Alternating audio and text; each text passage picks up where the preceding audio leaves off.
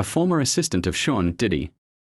Combs has accused the music mogul of kidnapping her and waving a gun around when Combs went to confront rival rapper Kid Cudi for having a relationship with Cassie Ventura. Scroll down to catch up on day 10 of Combs's trial below. Capricorn Clark leaves the witness stand after explaining why she returned to work for Combs. Answering a few final redirect and recross questions, Capricorn Clark tells the court she had no choice but to go back to work for Sean Combs and asked for his forgiveness, since he held all the power. During cross-examination, the defense showed Clark seemed keen on working for the rapper even after the alleged kidnapping she has testified about and alleged threats he made. But on redirect examination by the prosecution, she tells jurors she had no choice but to seek employment with Combs again, to show the entertainment industry that she was valuable and not disposable.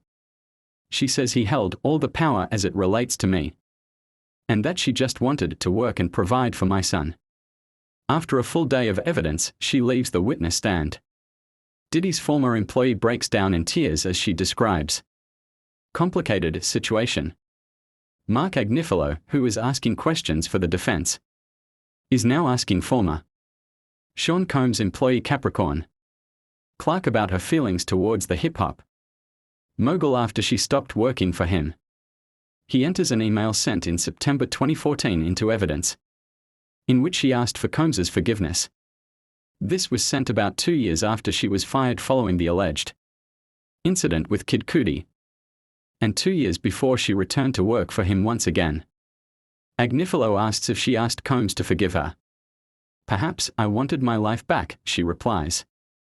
Other emails were also brought up in court, including one from months later, in which Clark said she wanted to be his friend again.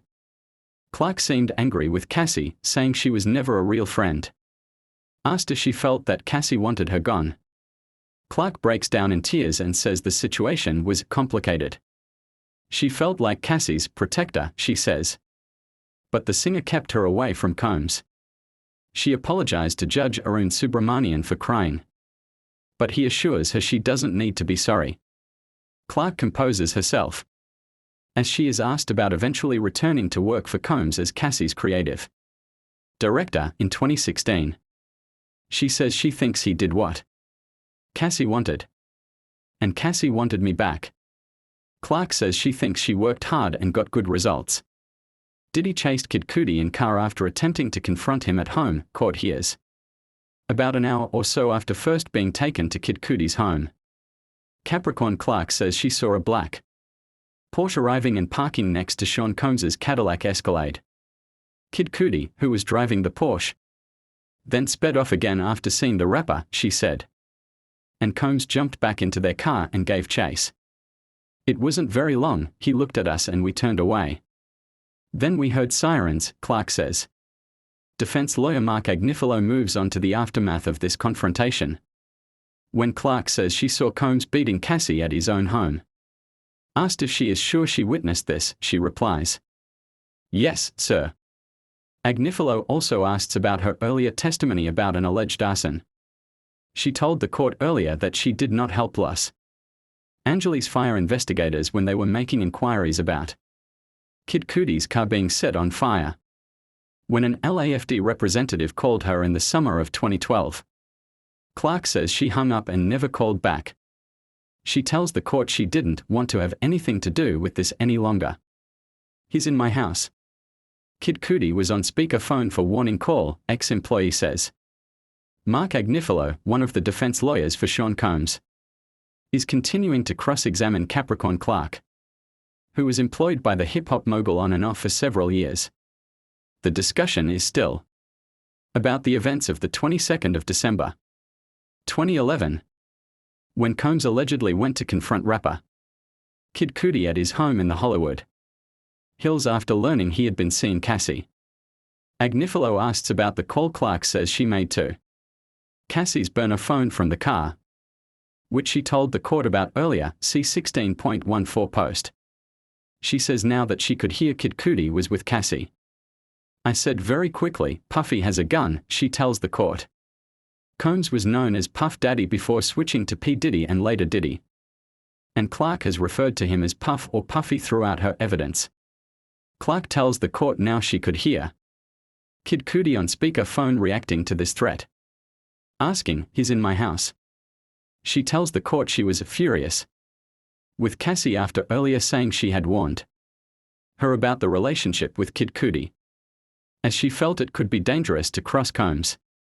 "I wanted to tell them as fast as I could without Combs and knowing I'm on the phone," Clark says. "I said he took me from my house with a gun and took me to Cudi's house. I was praying Kid Cudi was not at home on day of alleged kidnap." Ex-Diddy employee says. Defense lawyer Mark Agnifilo is continuing to press Capricorn Clark, a former employee of Sean Diddy Combs, about the events of the 22nd of December 2011. Earlier in her testimony, Clark said that after Combs found out Cassie had been seeing fellow rapper Kid Cudi, he arrived at her home with a gun and forced her to go with him to Kid Cudi's home. See 16.30 post. This is the alleged kidnap. She tells the court now that Combs was alone when she let him in, and says again that he was furious, another level of fury. She says she wasn't sure what was happening as she had never seen him with a gun in his hands like this before. Agnifilo asks if Clark told investigators Combs was pointing a gun at her. "I said he was waving it around," she says. "I clarified, he did not point the gun at me." Agnifilo puts it to her that she went with Combs voluntarily, so he wouldn't do something stupid. She says no and continues, "I went because he told me it wasn't up to me. But I didn't want to go." Asked if Combs was a jealous man, she tells the court he had a very bad temper. Asked how Combs gained access to Kid Cudi's property, she says she is not sure as she was trying to work out what she should do next. She says she was praying Cudi wasn't inside. Diddy's ex-assistant asked about alleged kidnapping to confront Kid Cudi. 8. Sean Diddy. Combs's defense lawyer Mark Agnifilo now returns to questioning the rapper's former employee, Capricorn Clark, about Scott Mescudi, better known as the rapper Kid Cudi.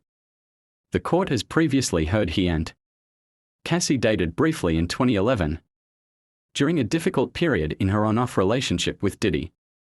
Kid Cudi gave evidence last week about alleged threatening behavior by Diddy, and earlier today, Clark told the court how he allegedly kidnapped her while carrying a gun to take her to the rival rapper's house to confront him. This was in December 2011. Agnifilo now points to an email sent by Clark about a conference call in January 2012. He asks if she was conducting business during this period, despite alleging kidnap and threats of murder happened just 3 weeks earlier. Clark says she was responding to an email to confirm hers and Cassie's attendance. Agnifilo then asks about evidence she gave earlier today, saying she took Cassie to buy a burner phone due to her relationship with Kid Cudi. See 16.00 post. The defense lawyer asks now what led to that decision. Clark says she and Cassie had been hiking with Kid Cudi a week before the alleged kidnap. She says she told Cassie, "You need a burner phone. You cannot do this on my phone or your phone. You're making this very dangerous." Asked how many times she went to Kid Cudi's house, Clark says she went there to go hiking and the other time with Combs, meaning the day of the alleged kidnap. Diddy made sure Cassie had access to top tier of music industry. Ex-assistant says. Capricorn Clark is answering questions from defense lawyer Mark Agnifilo about her time working for Sean Diddy Combs and, for a shorter period, his then partner Cassie Ventura. Cassie, a singer and model, is the key witness in the trial against Combs. Over 4 days in the first week of the hearing, she gave evidence alleging he had subjected her to years of physical, sexual and emotional abuse during their on-off relationship of 11 years. Agnifilo puts it to Clark that she didn't always get along with Cassie, but she tells him she didn't have any problems with her. In 2007, before she started dating Combs, She describes Cassie as her confidant, but says issues arose later. She set her expectations high. She went from being a sweet model to a feisty girlfriend, Clark tells the court. Asked if she thought Cassie was talented, Clark responds, she had talent. Asked if there's a difference between having talent and being talented. She says, talented is a performer and sing alike. Whitney Houston and Mariah Carey. And Cassie was more of a studio artist. More comfortable in a vocal group and having things equalized for you. Less of a live performer. Clark says Cassie seemed nervous when she saw her perform live, but didn't have a lot of opportunities to perform, so didn't gain much experience. In her testimony, Cassie told the trial she released one album through Combs's label, Bad Boy, despite having a multi-album deal. The freak-off sex sessions Combs allegedly forced her into with male escorts, which have come up repeatedly throughout the trial, became almost like a job. She told the court, leaving her with no time for her music career. How Diddy's attentions shifted away from Cassie. Clark says Cassie seemed to become less enthusiastic about her music work from about 2009. Asked if Combs supported Cassie, Clark says he made sure she had access to top-tier producers, artists, choreographers, stylists, hair artists, industry people who created stars. She says she believes Cassie had the lion's share of Bad Boy's attention and resources at the beginning of her career. For a few years from 2007. By 2012, other artists, including French Montana and Machine Gun Kelly, were getting a lot of attention, she adds.